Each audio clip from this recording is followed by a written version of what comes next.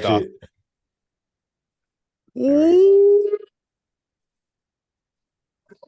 I'm back for the 100th time to the Other Side Lifestyle Podcast. I want you to understand that our guest today is special because we have a lot of other episodes in the bank that should be aired before this one, but we wanted to bring our friend Will. I might say it, Nate. I never even asked. Is it Noce? yeah, Of course it's Will Noce. Noce-Sheldon. He's a Founder. he's a Spanish Brit. Founder of Be Great. And if you know us, you know what it's like to be great. That was our powerful intro. For those of you listening, there's something I'm going to need to ask you to do. It's go to YouTube and watch this episode instead. We have a pleasant surprise for you. All right. There it is. Yep. right. More of that. All right. Good. Yeah. Oh my God. This is the only episode where all three participants are fully nude, top to bottom, and I don't let it detract from the message that we put out, because I think at the end of the day we are going to say some poignant things that you don't want to miss. Maybe. But Will has been another side lifestyle, Jimmy Nutrition, 4 weeks to the beach conglomerate now for a very long time. I almost consider him to be like a third party of ours. Like, it's almost like he's part of our group here, but not actually officially helping us financially in any way, shape, or form, which fuck him for that. But but at the same time, neither one of us are helping each other financially in any way, also shape, true. or form. Yeah. Also true. So yeah, we don't really support each other financially, but we all support one another spiritually. I do support Will financially.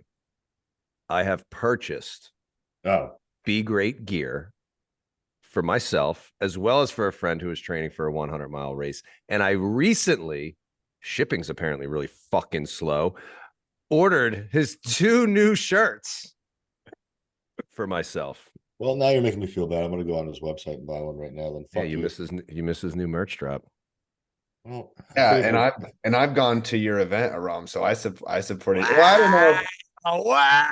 That's true. And you know what? That's Will, true. I was there. We were at dinner.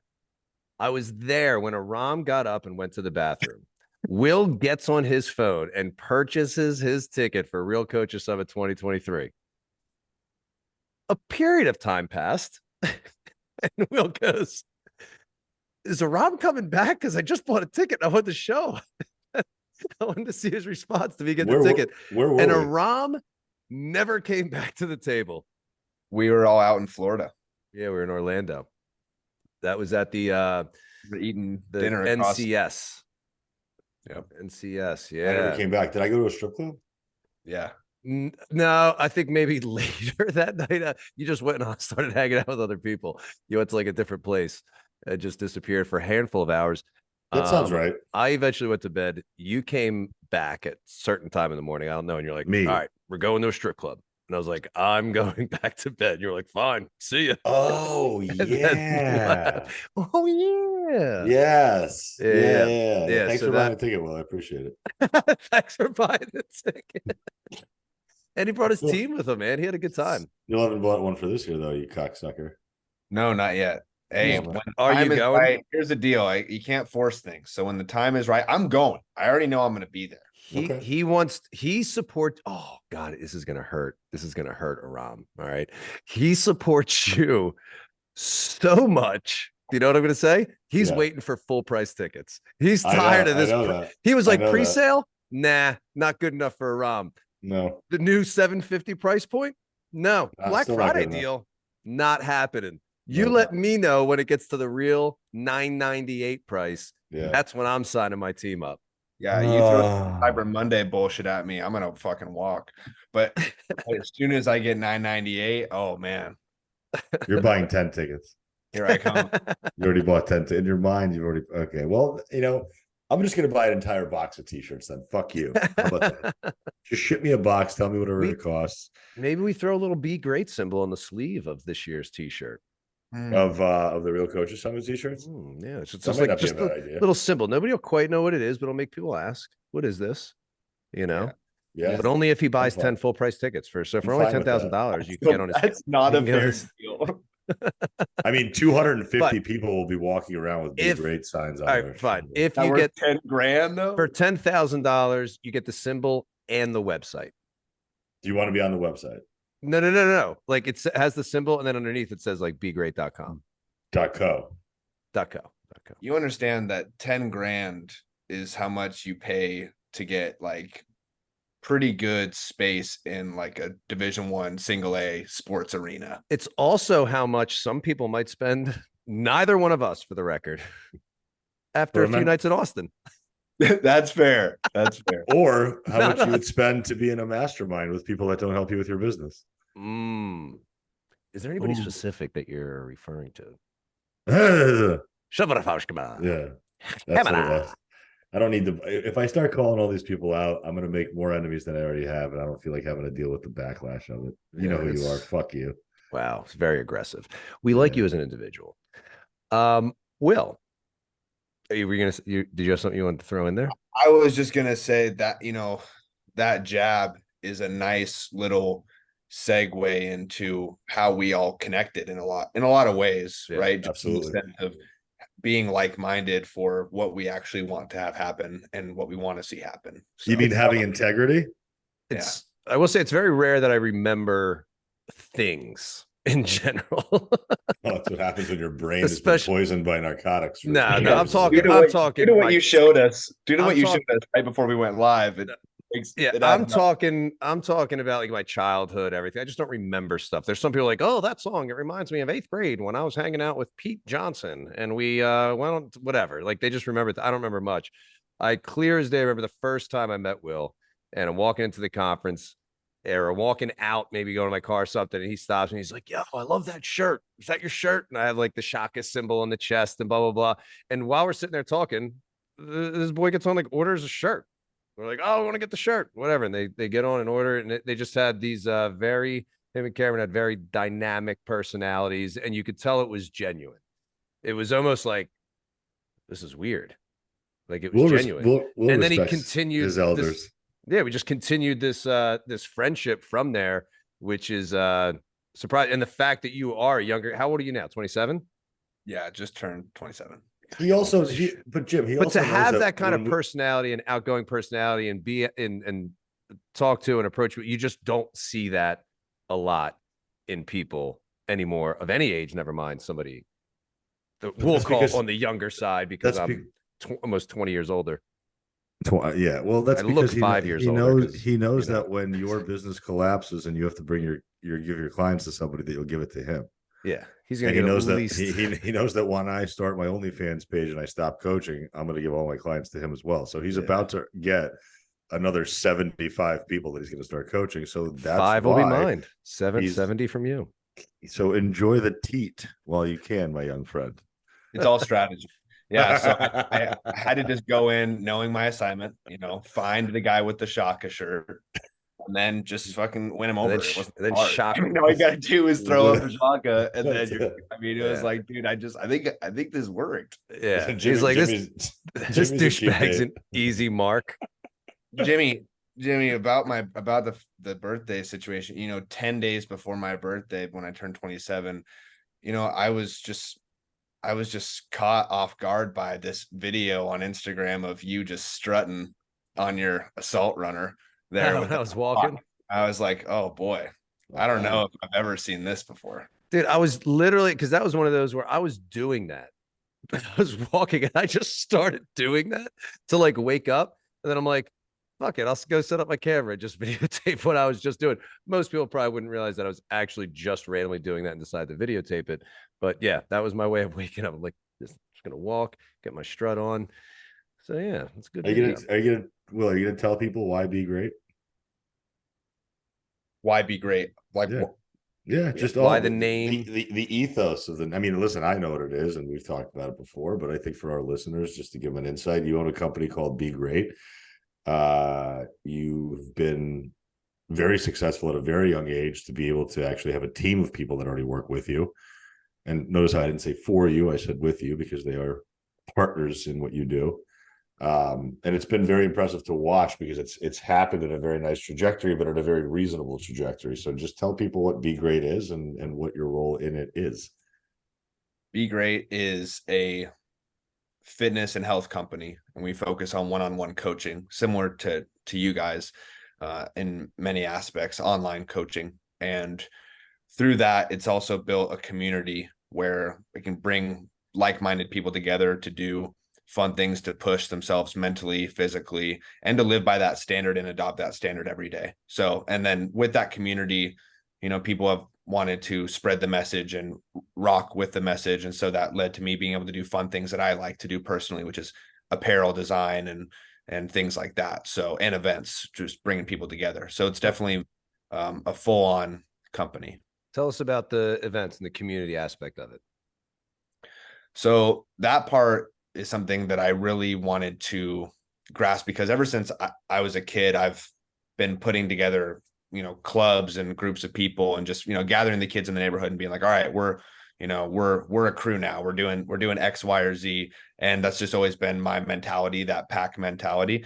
And so with Be Great, I wanted to find ways to bring everyone together. And we have primarily races right now that we do. So we've done a marathon with a half marathon, and then a 10K and a 5K as well. And then looking to do more of a retreat style health event in the near future for the first time this upcoming year, or, the next couple of years, depending on what makes the most sense.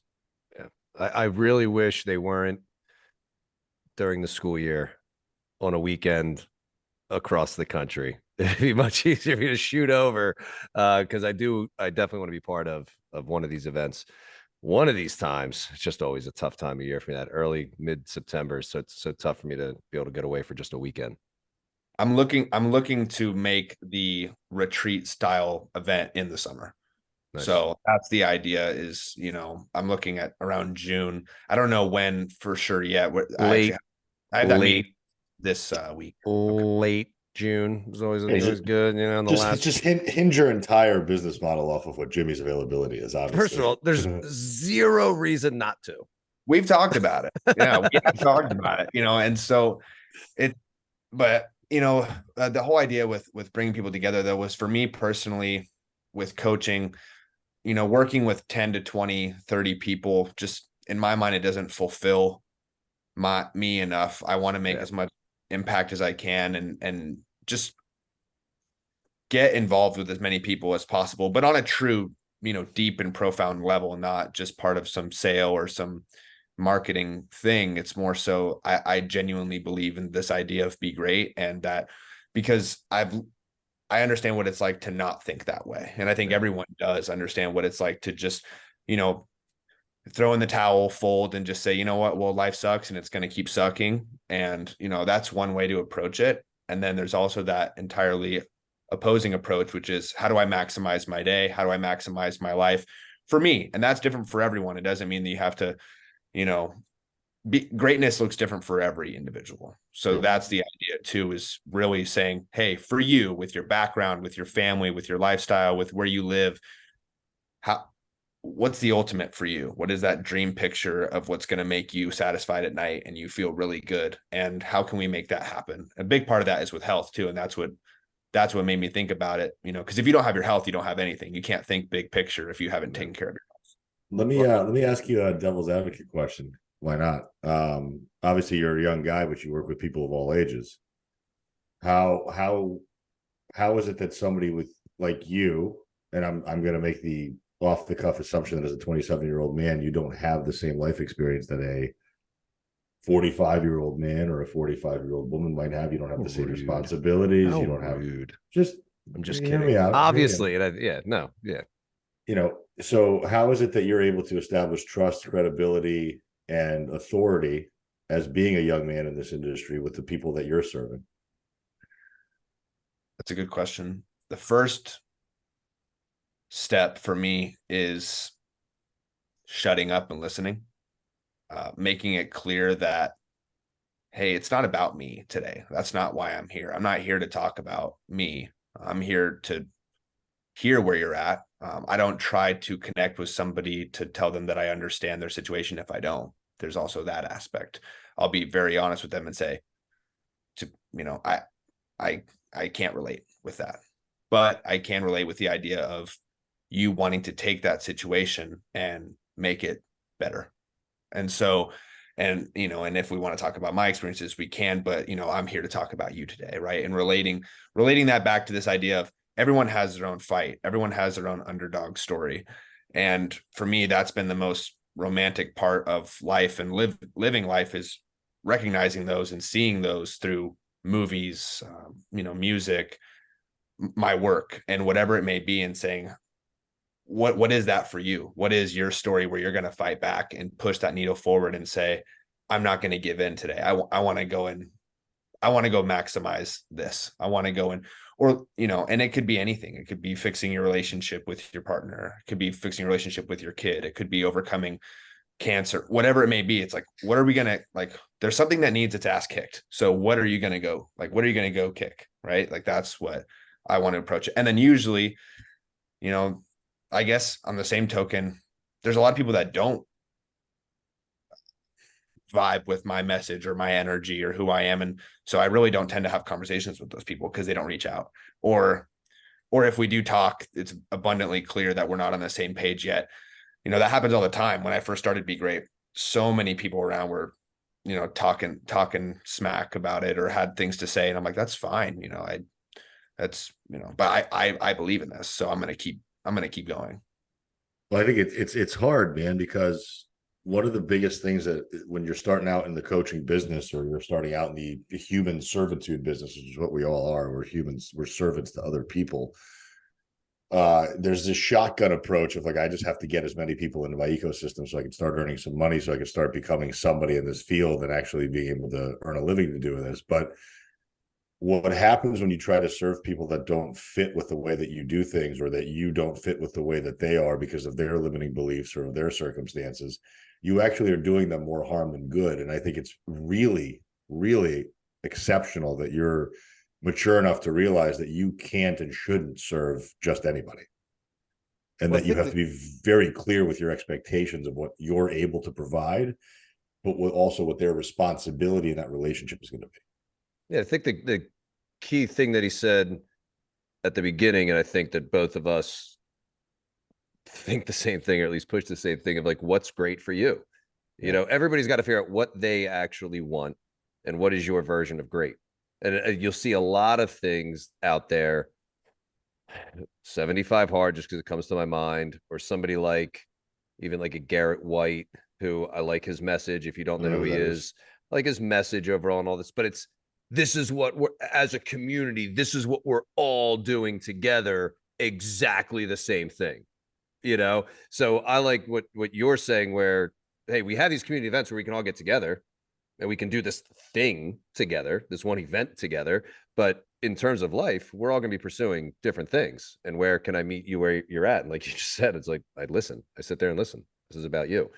What are some of the things, if you get somebody who maybe is, the parent, the overwhelmed person, somebody who doesn't really have a history of exercise or being an athlete on a sport team or anything like that, what do you find some of the most common things that you're attacking first, or that they're wanting to attack first or willing to attack first in order to step up their life? Great question. With that specific person, it would come down to their body is usually hurting because they aren't familiar with, training at any level or capacity of taking care of foundational, structural movements. And so I start there by looking at, hey, are you open to the idea of incorporating resistance training at some capacity, whether that's with bands or with weights or a mixture of both, once a week, twice a week? I really like to say realistic numbers. I'm not just going to have them, say 3 to 4 right off the bat. I'm like, would you be open to that idea? If you have somebody that says 4 days a week, I'm ready to get going, and you're kind of going, no. Would you ever say, listen, I just want us to start for the first month of just this instead? Yes, but I don't attack it right away. Okay. I ease my way in later in the conversation. I take that and I understand what they said. And then I later on when it's time for me to deliver the message of what I want them to focus on, then I slide it in there really nicely. Just say, look, I understand you want to go 4 days a week, and that's awesome. And you have that drive. And if we get to that point, I like to give them a little hope too. Like, hey, if we get to that point where I trust you, I believe in you, and it makes sense logically that you should be showing up 4 days, 5 days, to training, awesome. I'm not opposed to that idea, but I want to focus on the other things that are equally as important, that are going to pay off higher in the end for us. Balance that with the amount of training that your body realistically can actually handle right now, because it is quality over quantity. And so I want to meet you where you're at and give you that amount, and then we'll transcend as we transcend. That's obvious. That's the best way to approach it. The problem that I think that our industry is having collectively is that we have this really deep fundamental understanding of science behind nutrition and training, and we know what's best, but there are people that aren't even doing the basics often enough for us to be able to instill these best practices. So it's very hard for us to be able to say, I know what you can get to as far as potential results because I've seen it in practice, but you're starting off here. I know that your expectations are already here. So my job as a practitioner and as a coach is to be able to manage your expectations. And again, credit to you, Will, for somebody who's as young as you are, you're able to still see the big picture, but be able to start people where they should be starting versus trying to accelerate them to a place that's unrealistic and then set them up for failure. I think it comes from personal experience of recognizing, look, it's not easy to be consistent with any protocol or game plan for myself, for anyone that I know. And so the fact is, if you want to look like Dwayne "The Rock" Johnson or Zac Efron in Baywatch, or like Aram Grigorian, whatever you want to look like, well, let's really sit down and talk about this for a second. Like, how long has that person been training consistently? How many training programs have they followed to a T? How strict have they been with their disciplinary active nutrition protocol? I mean, there's not to mention other things on top of that, right? So it's like, okay, there's a lot of factors going on here that we have to take into account. And let's look at your lifestyle, because I thought you just told me that you want to spend, the whole point of doing this was to, feel better, to be able to, play with your soon to be grandkids. It's like, where are we at? What's the actual goal that you're wanting to accomplish with training? And I just had this is one quick example. I had a call today with somebody who said they wanted to train for a half marathon. And I was like, okay, this is cool. But the real reason was they wanted to have cardiovascular endurance to be able to, do yard work better overall, take care of their house more often, and also to be around for their future grandkids. That's why the idea came up in my head. And so I'm like, well, you don't have to run a half marathon to be able to do that. But so I need to have something I'm training for to stay accountable, which is what they're obviously thinking in their head. That's what the average person, if I set up an event, I have something that's, again, holding me accountable. They keep doing those things. So that's obviously what their thought was. But go ahead. What did you do? That's it. I mean, so it just comes down to an awareness of, here's the deal. Do you want to, because that training for the half marathon is going to put a lot more stress on your body, unnecessary stress that you don't need, when you can still get the same result that you want by us simply increasing your general movement in your day more, and having you start to do some strength training just a little bit. Again, for this guy, it's not going to be, doesn't need a ton, but so I just bring him that awareness and bring him to that level where, before he was at the very bottom of the sea and had no idea what the sun was. So now it's like, let's bring you up to that level where you at least understand where you're at. And so then you can properly assess your options. I think that's super important to help people understand what options are actually on the table, because they're just so used to somebody shoving something down their throat of like, this is the right option. It's like, no. Yeah, that's the toughest part, man. That's the worst part of our industry, man. Is for those people, anybody listening who finds themselves in that trap of, if I have something I'm training for, it keeps me in shape. But if the goal is the end game later in life, overall, just for the rest of your life, not even later in life, like starting when I feel better and then forever, what are you going to keep signing up for races? You're going to keep signing up for another challenge. You're going to keep doing this. So either way, you recognize that you're going to have to keep doing this, right? You're not going to train for a half marathon. And then you're like, all right, finally, I'm in shape. I don't have to do being in shape things anymore. And I'm just going to like maintain whatever kind of level of shape you got in. So that, I think for anybody who's feeling that way, kind of wrap your head around that. You don't have to sign up for anything, knowing if you realize that you're going to have to be doing this stuff for a lifetime anyway, if the goal is for a lifetime. Or Jimmy too, there's a deeper problem that's present. It's almost like the same person who has to track food in order to eat well. Like if you have to keep signing up for strenuous or out of bounds things because that's that dangling carrot approach, then you haven't really figured out your relationship with this process, and it's not a reasonable one. Like I know for me, at least personally now at almost 40 years old, like I want to be able to walk into a restaurant and have the capability to build a plate. I want to be able to go on vacation and know that I can still maintain my regular habits in a different environment. But even that, I think everybody knows what they should be ordering at a restaurant. No, you'd be surprised, man. Dude, the conversations that I'm having on DMs would beg to differ. There are still people that have no fucking clue. It's not, I struggle that that's the issue for a lot of people when it comes to the restaurant thing versus when I'm at a restaurant, I'm used to, hey, I'm out to eat and I just like ordering the shit. Like on a Friday, we get pizza. When I'm watching a movie, I eat popcorn, whether it's on the couch or in the theater. So I think that's more of the person's issue, because otherwise, I think you could take anybody. Personally, I think they're bullshitting you potentially if they're like, I thought the fries and the deep fried chicken was good for me. I thought that was because it's chicken and the fries are made of potatoes. I think the average person knows meat, veggies at a restaurant is going to be your best choice. Yeah, I mean, you're probably not wrong, but I think you're giving people more credit than they deserve, unfortunately. I mean, if that was the case, such an asshole. If that was the case, I don't know that we'd be in the middle of an obesity epidemic. Well, Will's the tiebreaker. Will, what do you think is the? So my stance is gonna, like, I always get shit in my family because I always have to go deep on situations like this. Yeah. So I think why we like you. This is ultimately why you're episode 100. Hey guys, don't forget to use code OSL at curednutrition.com for 20% off. Go ahead, Will. Dude, it comes down to somebody has to understand the steps that it takes to get to be confident in your decision making, because you said, you know, if you put somebody in a restaurant, they know what the right decision is. Well, the right decision is all relative to where you're at in that moment for what you want to do, and then knowing how to adjust based off of what you wanted to do in that moment.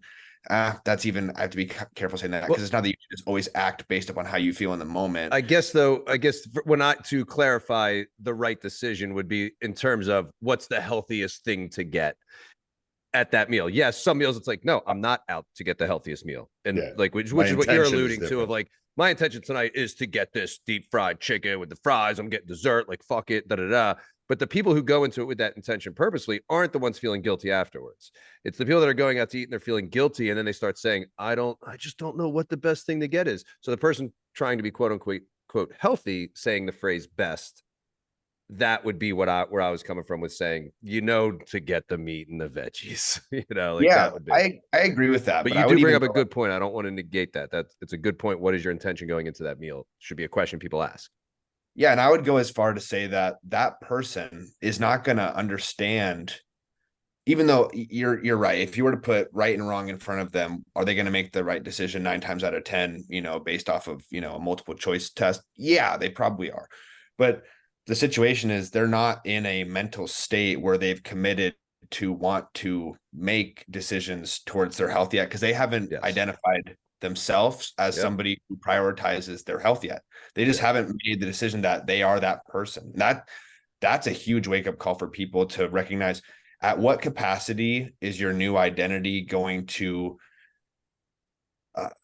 mirror what you want to be mirrored. Like, are you somebody with a home gym like Jimmy? Are you somebody who goes to a public gym like Aram? Are you like what is your health measures for you? Do you wear tight athletic clothing all around where everybody knows that you're an exercise person, or do you wear a dope never know? Or do you wear a dope Be Great pump cover that you can get at begreat.co? It just lays perfectly over your traps. We don't have a coupon code yet for Be Great. We don't. Maybe, fucking pay full you price. Should. That's a good idea. Full price piece of shit. An OSL Be Great code for just listeners. I'm not opposed to that. That would be the first. I've never done anything like that before. That I mean, we have 18 unique listeners every month, so that could really. We're like 1,000 downloads per ep, bro. I don't know. I don't even know if it's good or not. It's good for us, and that's everybody has a different version of great. Okay, are you not listening to our guest? No, stop comparing yourself to other people, Aram. I'm trying to be mind pump in the next 6 months. Okay. Well, if we keep this shirtless shit going on, and the three of us, I think true. This is true. Yeah, Adam and Sal have never been shirtless on their own show, so fuck that. Yeah, this is revolutionary. But the key thing with what you're saying, and we talk about it a lot, and other guests, the good coaches that we've had on who genuinely care about people and change, they're saying the same thing that you're saying of identity. What is your identity? And then getting your actions to match that identity. And there's that period of time where it's very uncomfortable taking those actions and making those decisions, especially in a public setting, because you're not used to this new identity. And that's the hard part. You take somebody who used to drink all the time, and then they're hanging out with friends and they're like saying things like, I'm trying not to drink. I'm trying not to drink. And the way they're saying it, they're not settled into their identity. After a certain period of time, so yeah, I don't drink. It's not a big deal for that person, but there is that adaptation period where you got to get used to that. Have you, I don't think I've ever like consciously, I know I made a post about that at one point, but consciously thought about that adaptation period from a coaching perspective. Has that been ever something that you've either thought about, or you can think of an example of a person and how to help them through that adaptation period as they're trying to mirror the identity that they do want? Yes, that's been a huge part of my coaching. That's why when I first started coaching, everything was super in-depth, intensive, weekly Zoom calls required, 30 minutes to an hour, because educational.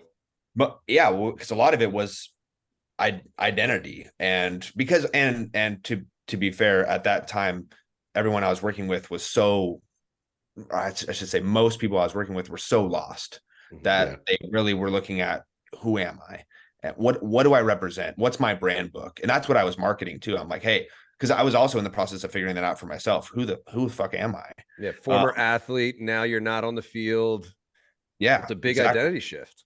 Yeah. So like, what do you stand for? What do you wear? How do you walk? How do you talk? What do you say yes to? What do you say no to? And what do people think about when they think about you? All those things matter to me a lot. And I think in my mind, they should matter to anyone, like to everyone, regardless of what level you're at. If everything matters to you, or if nothing matters to you, you should know that. Like, yeah, I'm somebody who I really don't give a fuck. It's like, okay, cool. You don't give a fuck.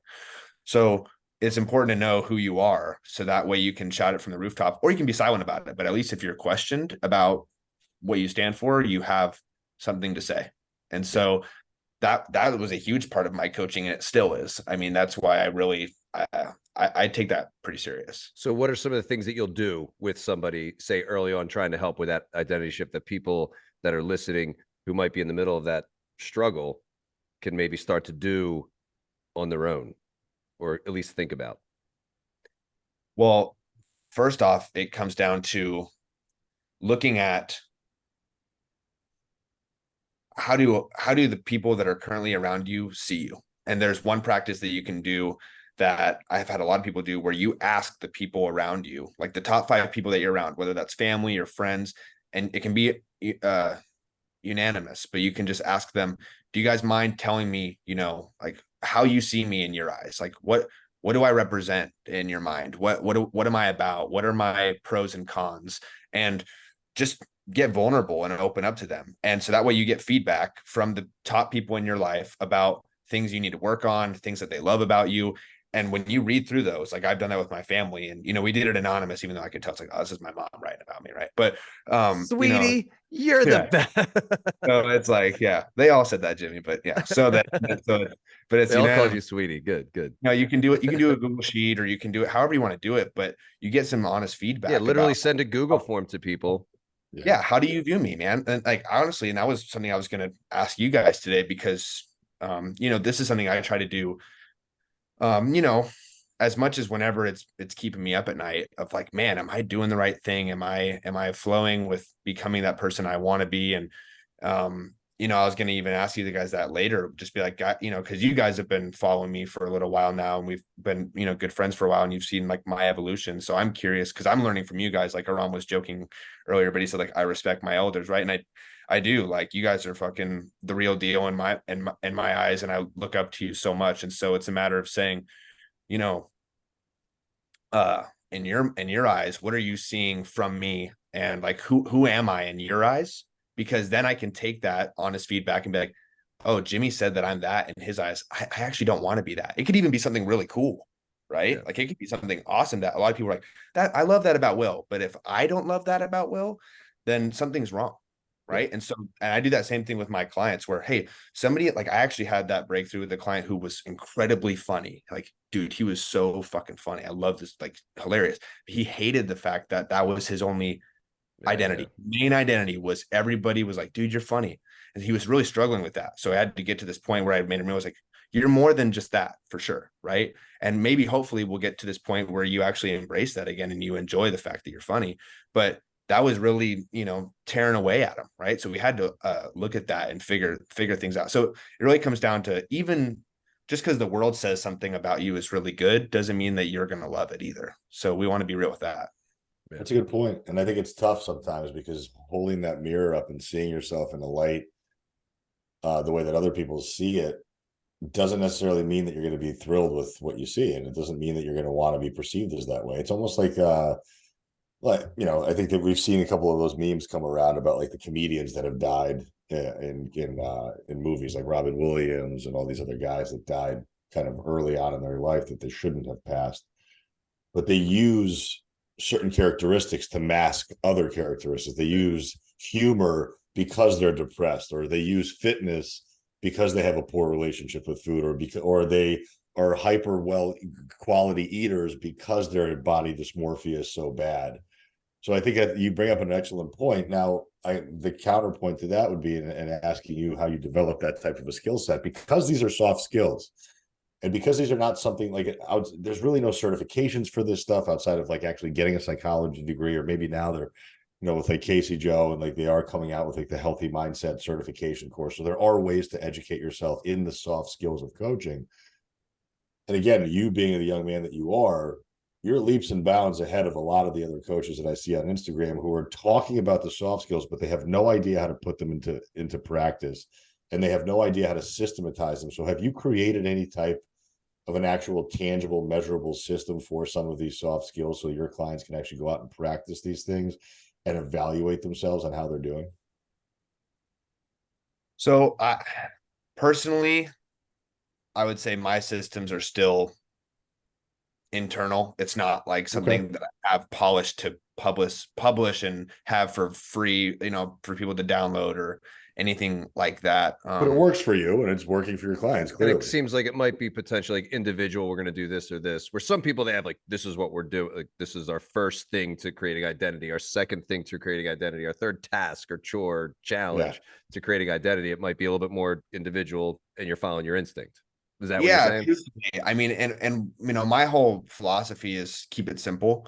And so for me, it's been a matter of how can I apply that method with this idea to help people, but at the same time, you know, that tree gets really, there's so many crossed lines there, because not everyone is just starting on page 1 and then needs to go to page 2 and page 3. It's like some people are starting at page 64, and so I'm like, that's where I struggle with, even like you guys were talking about earlier, those programs that are predetermined, like everyone's doing the same thing. Same thing goes to say for this. So that's where I've struggled to put together a complete system, which has been a challenge for me to explain to my assistant coaches, you know, hey, this is how I approach this situation. This is how I approach this situation. I think it really comes down to like time under the bar, you know, and just reps and understanding humans and studying those things, you know, looking at some of those mindset certifications and taking them serious. And if you don't believe in certifications, I guess, well, still deep diving into philosophy and understanding psychology and how the brain works and how human tendencies are. I mean, humans are very simple creatures at the end of the day. We think we're very, I believe so. but we're not that complex. So I think it also comes down to understanding social circumstance and not giving anything too much power. Because, for example, we were talking about the humor thing, right? That tends to be a very common trait for people that use humor to mask other things. We all do that. Us three, we're pretty funny guys, right? Like we have a good time, we crack jokes. And that's, there is a deep root for that for all three of our stories, right? There's a reason that we have connected with humor on that level and that we use it. So we can dive into that all day or look at that, but we can also just acknowledge it for us in our human story and then move on and move forward. But also just understanding that that's part of us, but that's not fully us. And I think so. Just not giving anything too much power is a huge principle that I tell my clients and I tell my team. Like same thing is taught in sports. It's never as good or as bad as it seems. So you just got to stay level as much as possible. And just, cause that's how we're going to keep, afloat. So it'd be wild to come up with an assessment like a personality test, but an assessment to find if you think about all your clients over the next few years, and as you're experimenting with it, hey, some people are starting on page 1. Yeah. Based on what our conversation was. Okay, this person kind of has a lot of these skills or abilities or mindsets that we don't need to go through this stuff. And this would be there. Like almost creating that assessment to be able to then place somebody on a certain step. And then that keep it simple method where then all the coaches are like, okay, I give them the assessment. This is where they end up falling through the algorithm. They're on the 3rd step of our keep it simple method already. They already have a foundation. And now we're going to work on these things. That would be pretty wild thing. And then the Be Great Keep It Simple method certification, only $997, two-day course online. But that would be awesome to see, to actually like be able to formulate that, get some scientists behind you. But I think but you're never, and this is what Dr. Mike was saying in our last episode, you're never going to be able to take the human out of this component. Like you're never going to be able to completely, as much as I think it would really help make things really clear. One of the conversations I had last night with my clients on our Zoom call was that you start getting into the weeds of this process and you start to lose your vision and your clarity of what fucking direction you're actually going in. Like everybody starts with the same ethos of I want to lose weight. I don't like seeing what I'm seeing in the mirror. I don't like the way that my clothes fit. I want to lose weight. I'm going to hire XYZ person because they seem to know what the fuck they're talking about. And now they're 17 weeks into a program. And things are kind of like fine. Like they've lost some weight, they've built some strength, they've got some confidence, but now they're in this like thick of it where like, well, okay, now what? Well, this is never going to end. So knowing that this is a long, forever, lifetime game, and knowing that you only have access to these humans for as long as they'll pay you for, how are you able to establish the foundational trust that those people need, that once they leave you, that they're not just going to completely suspend all of these things that you've worked on with them, and they're not going to revert back to this bad average that they used to be miserable with, that they're actually going to be able to start to move forward autonomously on their own and continue these habits. Is that a rhetorical question or can I answer it? No, you can answer that. Okay. I mean, dude, I think it starts with us as the leaders asking ourselves that same question. I mean, we have to ask, like, how are we doing? How are all these coaches that have been healthy for a long time, have been practicing these habits at restaurants, like to Jimmy's point earlier, ultimately, is it working for us? Is it working for that long-term visionary aspect of what health looks like for us long-term? Because if we really stretch out that timeline, because most of the time when it's talked about in coaching seminars or whatever, it's like, okay, there's, a 3-month window, 6-month, a 12-month, or you could even just say an average of like, let's say clients work with a coach for 3 to 4 years, even that'd be a long time. Right. So, or longer. I know that that'd be wonderful. I wish. Yeah. Right? So let's just say, people should be. Yeah, I think we can all agree that people should be having coaches once they start to kind of keep a coach in life, whether it's the same one or switching it up over time, taking little small gaps without a coach. But I just fully acknowledge the accountability that I need, and that's what. Well, you don't stop paying car insurance. Yeah, and you don't stop paying health insurance. You're not going to get hurt or crash your car every fucking week, but you still pay for the insurance. And I think it's like that in the coaching space, though. People, it's like, well, after 6 months, then they graduate and blah blah blah. Like, what makes you? I don't care what anybody says. Nobody has a program where once they go through all of our steps, they're set for life and never need accountability again. They're totally self-sufficient machines. It just doesn't exist. But we can give as much as possible. So go ahead. I'm sorry. That's my point, man. And so we have to really, I think that's a newer part of the space and the industry that hasn't been, at least from my knowledge, hasn't been touched on enough yet. Because it's just a hard message to get out there. This idea of telling people what you just said, that's not very romantic in nature, that, hey, you're going to need a coach for life because it makes sense, because, you own a fish tank, so you have a fish guy for life. So it's like, there's all these things. It's like, shit. So, but, and how do we get to that point where people understand that concept, that it's the concept of who, not how, right? It's like surrounding yourself with the right people who are more equipped with the tools, to where in your mind, you just know, hey, my buddy Jimmy, he's incredibly knowledgeable in that topic. So I actually outsource and I have him take care of my health for me. It doesn't mean that I'm not still aware of it, because he's a good coach and he's taught me these things. But he, at the end of the day, he's overseeing my stuff to make sure I'm on it, and he holds me accountable. And then I know that I'm, up to date with good programming. He's keeping my body safe. I'm training really well. My nutrition is in line, and I understand flexible, methods and practices. My hormones are in balance, things like that. It's like, okay, cool. But I don't think enough people are talking about that yet, myself included, that coaching could be looked at as this life thing, right? And almost, because I think for us, it feels weird because it's not like we're trying to promote our businesses, because it's tough, because how do you appear to be fiduciary when you are a coach, right? So you're telling people, yo, I think you should have a coach for life. I think everybody should. It's like, well, no shit. Well, yeah, of course you'd say that. But to me, at the same time, you could easily say that with, and I guarantee it's not going to be me for life, because at a certain point, you're going to get way too comfortable with me, where my accountability means jack squat to you. And you're just so used to being like, yeah, I didn't really do anything this week. That's where the client too, because I've had people that have been with me for years, and it's, sometimes when I have the conversation, like, am I doing it for you anymore? You're almost too comfortable with me. Maybe find another coach that's going to like spark a little fire under your butt. So I think that could be a way to kind of, having conversations like this or putting that stuff out there. I'm not going to be your coach forever. You're eventually going to get too comfortable. You're going to need to hire somebody else, period. But don't be opposed to the idea that you might have somebody forever. Small gaps in between to see how you do, test the waters. All right. It took me 6 months before I became a piece of shit. I need to hire somebody, So that's, I think, how it could maybe be promoted. Well, the price point has to be there. And this is, I think, what Mike Dola is really good at talking about, is he talks about the idea of, ideally, coaching would be accessible to every single person that needs it. And there's a lot of people in our country who need guidance and accountability and building a skill set, or at least being able to have a resource for skill acquisition, because things like building a plate, things like acumen inside the strength training portion of a public gym that people are just terrified of. These are not things that you just pick up overnight. These are things that are developed over the course of multiple years and multiple trial and error situations. So if you don't have that person, or you can't afford that person, you were there either not going to do it at all, which is what we see more often than not, is people just saying, I'm overwhelmed with information, or I have no information at all. I'm not going to even bother starting. Fuck it. Who cares?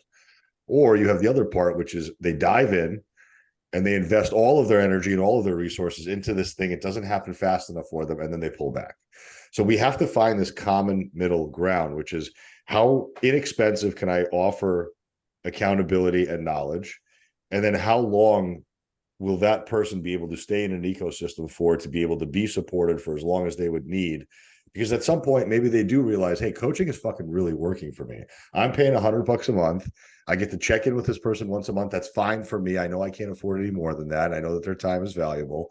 But then after a certain amount of months, 6 months to a year, which is probably how long it's going to take, I now feel that coaching is really valuable. And I don't mind paying more for it now, because it actually has changed my life. So I think the problem that we're seeing in the coaching industry is that we all want to make money and we all want to be helpful, but we're in this really odd dichotomy of like, how do I make my services and my time available for as many human beings as possible? Because people like you and I and Jimmy are not working with high-level athletes usually. We're not working with, the top people who have all the top amounts of money. We're working with your average everyday person who are the ones who are really the most needed for help, right? Like those are the people that are the most broken, the most lied to, the most taken advantage of by the health and fitness industry constantly with all the supplements and all the bullshit and all the fads. So they're the ones who need help, but they're also the ones that probably can't afford it. Yeah.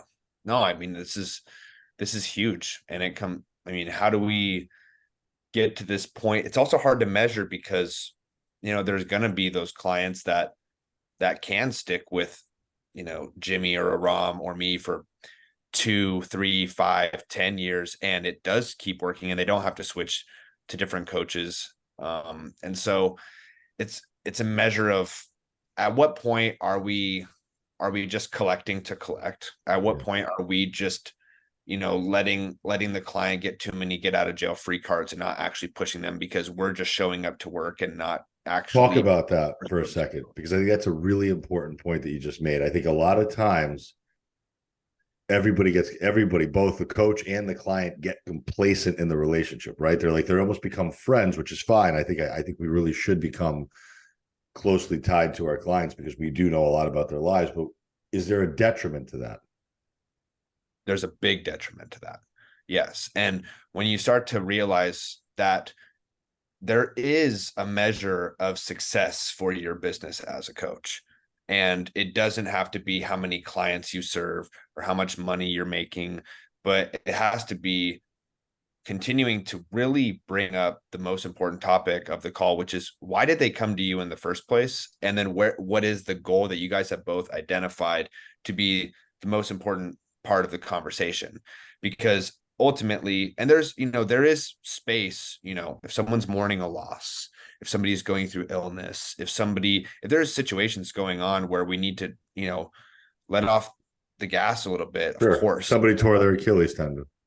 Yeah, flag football is a bitch, right? And so it's like, yeah, wake me up when September ends. I get it. Like, hey, month of September sucked for but the thing is, like, dude, I had to catch myself a lot because the first couple of years of coaching,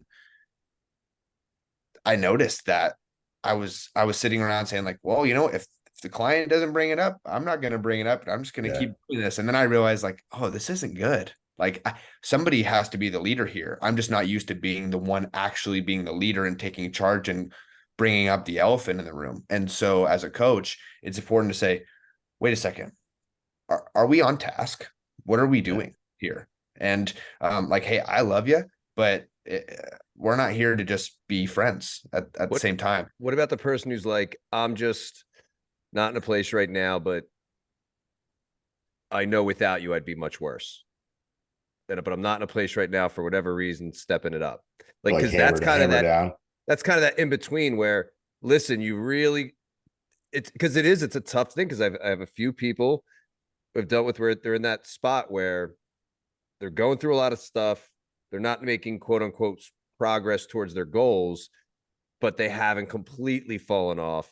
And it's like, because you're not moving forward at this point, we've been at status quo for too long, we're done. Or, okay, at least we're on the same page. You're okay with this, and I am helping in some way, then fine. Where's that line, do you guys think? Yeah, that's interesting. I think it comes down to, for me, I assessed all of the cases, I guess you could say, that I had like that, like 6 months ago. And I was trying to think about all those experiences, because those are the weird situations that make you feel uncomfortable as a coach. It's like, man, I don't know, how do I avoid this, or how do I better serve this? And for me, it comes down to a lot of those clients' experiences. Eventually, it's leading to this path where they're not ready to be working with a coach at that time.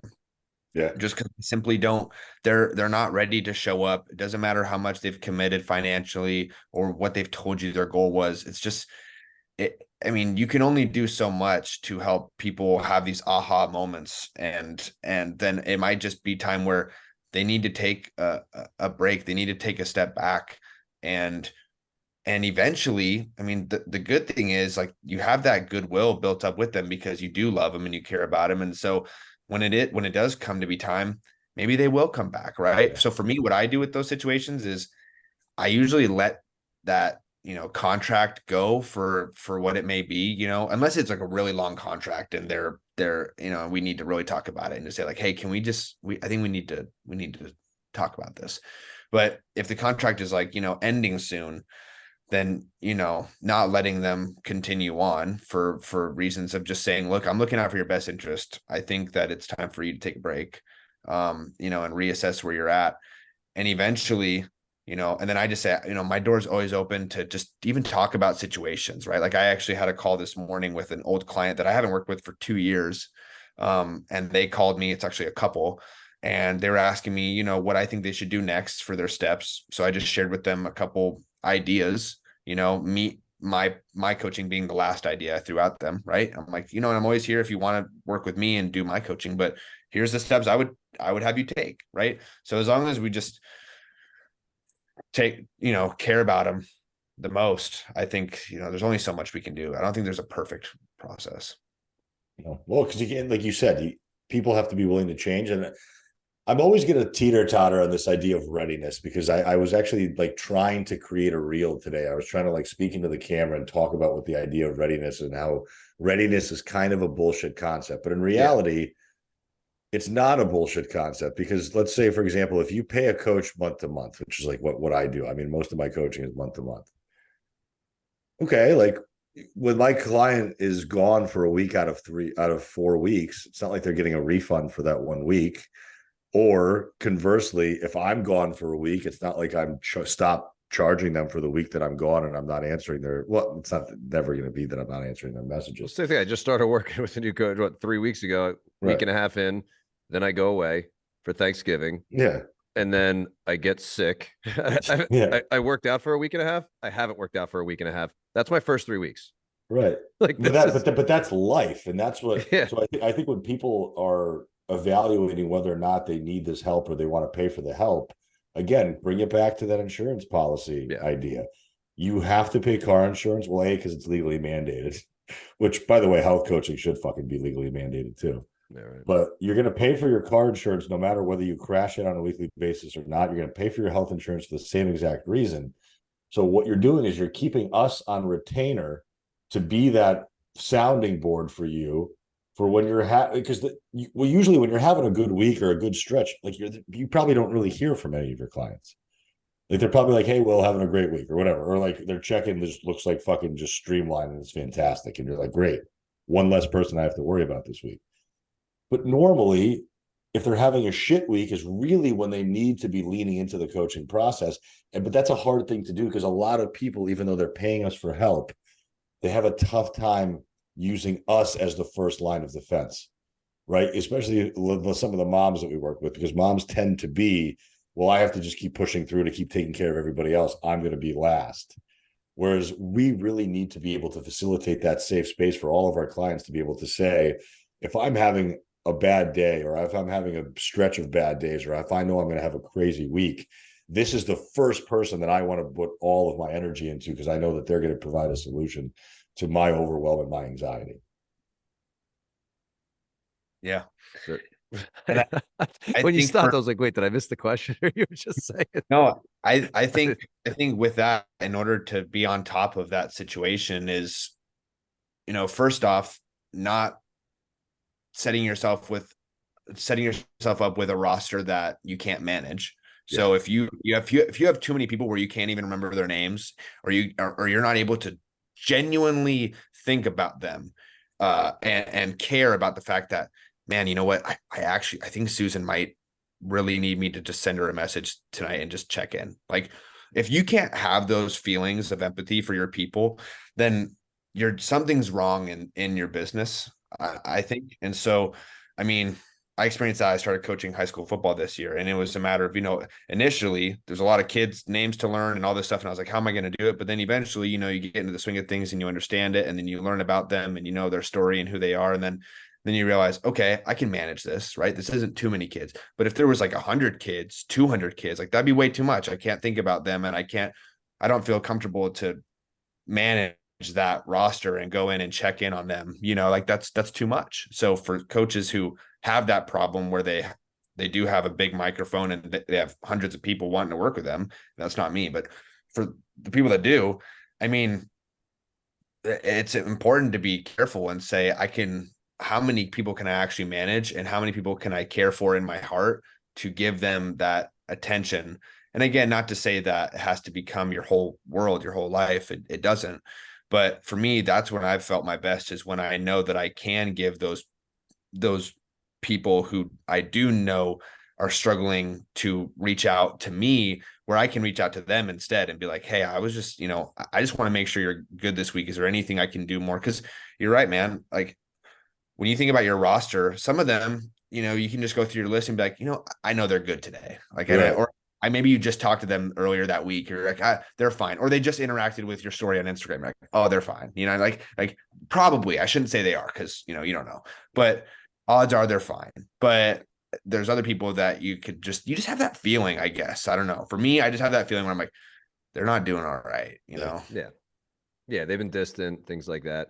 What do you see the future of, and then Fram is anything, but I'd love to kind of, as we come to the end, ask these two questions. What do you see as the future of Be Great?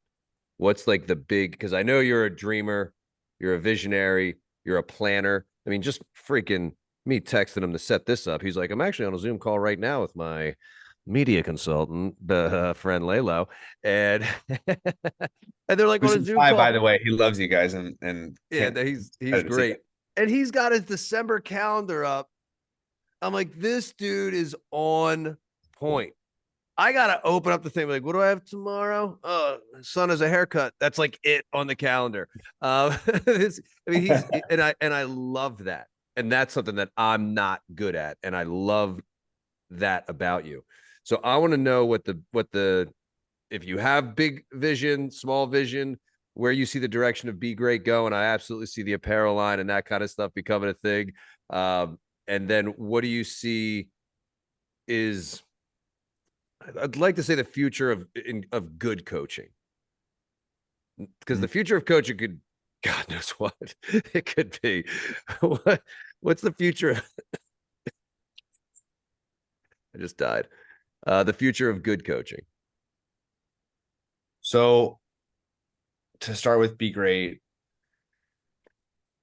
I've had to really zone in and simplify things to understand that if I try to master all, I'm going to master none of them. And so for me, for the foreseen future, what I'm telling myself and what I have to, I have notebooks of ideas of what I see happening for Be Great in the future, right? Because I plan on being in this game long term, and I want Be Great to be a strong player in the industry, and people to be thankful that it's around, right? Like, in my mind, I want Be Great to be a company that people like you guys are like, dude, I'm so happy that, Be Great exists in our industry, and that, there's people like Will. Like, that's the end of the day, man. If that's what's happening with my brand and with my company, and that's going to make me feel good. Just like, young Will, if he knew that I had a sticker and a hat right now, he'd be fucking stoked. So, like, I'm already doing it, like, as far as like what my goals are, truthfully, but that at the same time, I'm really not satisfied at all with where I'm at. Right. So I have a lot of goals of how much value I want to add, and there we go. Nice. Got my Be Great stickers. Right, that's what I'm saying. Like, dude, if 10-year-old Will saw that, he'd freak out. Like, got it on my laptop. God, I'm just like, well, what you're doing is you're leaving a legacy. You're leaving something that's bigger than just you. You're leaving something that's bigger than a company. You're leaving an ideal and a lifestyle behind, which is what we all are really trying to do. Like, at the end of the day, like, clients are going to come and go. Weight's going to be lost and gained. Bodies will change and then revert back to where they were before. That's just the nature of humanity. But if we know that we can do something to leave a little bit of a mark, and that's what I've always been trying to do with Real Coaches Summit, is to try to create something that will surpass who I am as a person, that will surpass what my business model even is, which is just one-on-one coaching, which is the core of what all of us make money on. But I think it's really cool that there's a brand, that there's a vision, and that everything is congruently placed together with the right team members. And I remember even us, when we were in the hallway in Vegas last year, we were having that conversation about the unfortunate situation that you were in. Just the amount of poise and the amount of grace that you dealt with it was unbelievable. And the fact that there was no love lost, there was no problems because of it. It was just this very logical, reasonable, non-emotional, non-reactionary solution to a very complicated problem that other people are freaked out about. You were just like, yeah, no, this is how it's going to get done. There's no doubt. It's tough. I mean, I don't know anybody, especially your age, even my age, who do handle things and have the view that you have. And the way that you're combining, I think a lot of coaches out there, they have their one-on-one system or they have their group system, and it's still like keeping people at a distance. Yeah. I mean, even me and Aram, it's like, we're not getting together. I mean, I've had a get together with a handful of clients that are in the area, went to a Rumble boxing class and went out to eat. It was like a one-time thing. It was just through conversation and them saying like, yeah, it'd be great to do a get together kind of thing, knowing that a handful of us were in the area. You are doing what I don't think a lot of people are comfortable doing. It's like they don't necessarily want to be face to face with the client or something like that. It can be a little intimidating. And you're doing the one-on-one thing. You have these coaches that you're trying to train up in this similar perspective, but then you have this separate aspect with the events. And that's what I'm excited to see that. I can't really think of anybody out there who does that. Like any other nutrition coaches, especially new ones, who are doing what you're doing, where, hey, we do events, you want to evolve, because I know we talked about the retreat type event stuff before, but that you've had with 2 running events, marathon, 5K, 10K thing, you've had 2 of those so far, right? Yeah. And then you have this like apparel thing that is maybe fun and you never know where that'll go. But I think the idea that you have like this event and one-on-one coaching, and they all can go together. Like people can be part of Be Great without being a one-on-one client. I guess that's kind of what I'm picturing or trying to say, where I don't see that really anywhere else, where it's like you got people that are part of your group without actually being part of your group, but you make them feel like a family and a community. And that's what I think is the most exciting thing for me when I see what you're doing. That means a lot, bro. Like that's my exact goal. I mean, because I want it to be where if just somebody vibes with that, like you, I mean, you're not a client, you're not involved with Be Great technically in any way, right? But like when I see you technically, we're competition, technically, even though none of us actually picture anybody as competition. But yeah. No, that's true. I mean, so it just comes down to like, dude, and then when I see you wearing Be Great, I'm like, yeah, that's my dude. Like, cause you understand the message. You want to see other people be great too. You want to be great. Like, and it's, no, it's been a lot of fun so far. And I'm just trying to Aram's point earlier, I'm just trying to slow and steady, like not rush things. Cause again, I just want to do it the right way, and do it my way too. Do it the way that makes me happy. Do it my way. I'm glad. And then to answer your Frank is my favorite. So I'm glad you caught that. And then to answer the last question, where do I see coaching go to be good? This isn't just to say it because I'm with you guys, but ultimately, as long as an event like RCS keeps happening, where we are continuing to surround ourselves with coaches that are real and that aren't, putting out shiny object syndrome, then I think we'll be just fine. I mean, that's because ultimately, and then the people that are still, because you can only be attracted by shiny object syndrome for so long. And then you realize like, I really want to simplify things, or I really want to, you can only be like fucked over so many times before you realize like, I don't want to be fucked over anymore. So I'm going to go try to find the right answers. I'm going to go try and find out what actually works. And that's us. I mean, that's this group, right? We're those guys. And then the, the speakers at RCS, those are those women, those males, like, whatever. So, I think that's how we're going to keep doing it. That's why I'm so grateful for again, what you guys do. And for, Aram specifically with Real Coaches Summit. I mean, it's real deal. So there's longevity and integrity, my friend. Yeah. 100%. Well, Well, I will let you know in about 3 weeks when the price goes up to $9.98. I will expect Just to see at send least them an 10, invoice. 10 There we go. purchases. And then in return for that, I will buy one t-shirt. Good. Ooh. Good. Make sure it's a small. It's an extra large. I can't fit into smalls anymore. Yeah. I Are can't you even finally I can't, wearing extra larges? Yeah. Dude, the fact for what, the last 3 years, Yeah, that's been I'm like, I've been how are we wearing the same size? I You know got like I've 40 been kidding pounds on myself. me. Been kidding myself that I was a It's- large. I wasn't. You weren't. It's Just, still, yeah. you pulled it off. Yeah, I mean, It wasn't like, most of my shirts are ow. black. Yeah, like it wasn't like squeezing your midsection where you're like, and like Well, funny- just making it to your belt line. Luckily, you're 5'4", so the shirt hung low enough. Well, the Be Great shirt that Will gave me years ago, I think was a large, but then it shrunk. And No, then it I didn't. fucking You And just out. got bigger. You got bigger. You no, got well, I was on androgens for a while.